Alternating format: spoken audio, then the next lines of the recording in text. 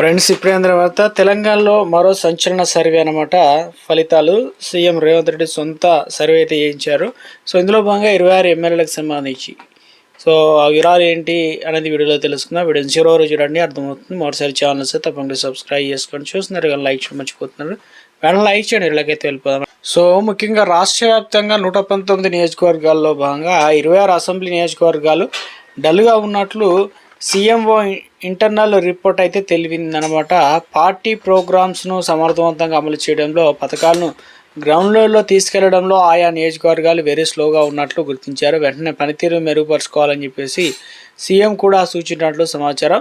ముఖ్యమంత్రి కార్యాలయంలో అత్యంత రహస్యంగా సేకరిస్తున్న మంత్లీ ప్రోగ్రెసివ్ రిపోర్టు రాష్ట్ర వ్యాప్తంగా ఉన్నటువంటి శాసనసభ సభ్యులు, ముఖ్య నాయకులు గుండెల్లో రైళ్లు పరిగెత్తిస్తున్నాయి. రాబోయే 1 ఇయర్ అత్యంత కీలకంగా ఉండడంతో ఇప్పటికైనా అలర్ట్ కాకపోతే టికెట్లకే ఎసరు వస్తుందని గట్టి హెచ్చరికల అధిష్టానం నుంచి వెళ్ళినట్టు తెలుస్తుంది. వ్యతిరేకత ఎంత శాతం ఉంది? ఇందులో భాగంగా వాస్తవానికి కాంగ్రెస్ అధికారంలో వచ్చిన నాటి నుంచి ప్రజాపాలన, సంక్షేమ పథకాలు డెలివరీ పైన ప్రత్యేక ఫోకస్ పెట్టిన ముఖ్యమంత్రి కేవలం అధికారుల మాటలు వేరున రిపోర్ట్లు నమ్మడం లేదు. క్షేత్రస్థాయిలో అసలేం జరుగుతుందో తెలుసుకోవడానికి ఏజెన్సీలతో పాటు సీఎంఓ ద్వారా ఇంటెలిజెన్స్, ప్రైవేటు సర్వేల రూపంలో నిరంతర నిఘా ఏర్పాటు చేశారు.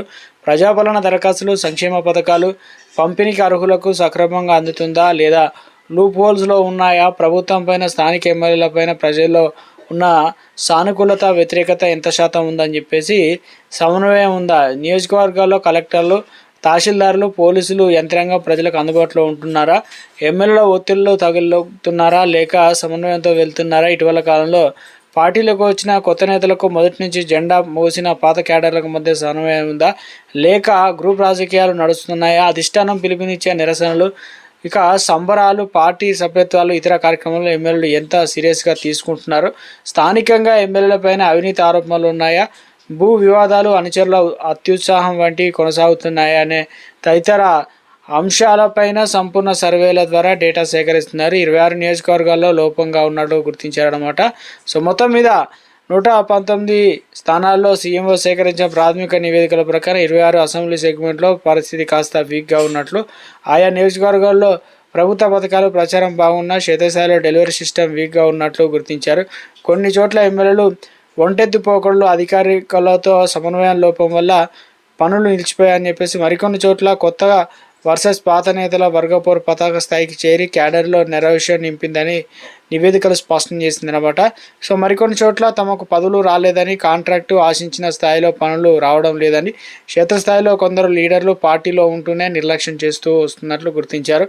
దీనివల్ల ప్రభుత్వానికి వచ్చే ప్రమాదం ఉందని అధిష్టానం గుర్తించింది. ఈ మంత్లీ రిపోర్ట్ ఆధారంగా సీఎంఓ ఇప్పటికే ఒక స్పష్టమైన యాక్షన్ ప్లాన్ సిద్ధం చేసినట్లు, పనితీరును మార్చుకొని కొందరు ఎమ్మెల్యేలు ముఖ్య నేతలతో సన్నిహితంగానే క్లాస్ పీకినట్లు ప్రచారం జరుగుతుంది. ముఖ్యమంత్రి ఇచ్చిన డైరెక్షన్ ఇదనమాట. రాబోయే ఏడాది కాలం పార్టీకి, ప్రభుత్వానికి అత్యంత కీలకమని సీఎం స్పష్టం చేసినట్లు సమాచారం. ఈ 1 ఇయర్ నిరంతరం ప్రజల్లో ఉంటూ పథకాలను స్పీడప్ చేస్తారో వారికే పార్టీలో భవిష్యత్తు ఉంటుందని సీఎం స్పష్టంగా తెలిసి చెప్పారట. ప్రతి నెల నియోజకవర్గాల ప్రగతి నివేదిక సీఎం టేబుల్ మీదకి వెళ్తుంది. ఏ చిన్న తప్పు దొరికినా ఉపేక్షించలేదని పార్టీ పెద్దలు కూడా అందుకే చెప్తున్నారు. కొత్తగా పార్టీలోకి వచ్చిన వారిని కలుపుకొని పోతేనే పాదనేతలకు సముచిత స్థానం కల్పించాలని, వర్గపోరుతో పార్టీకి నష్టపోతే కఠిన చర్యలు తప్పమంటూ తాజాగా పీసీసీ చీఫ్ కూడా అన్ని జిల్లాల డీసీసీలకు ఆదేశాలు జారీ చేశారు.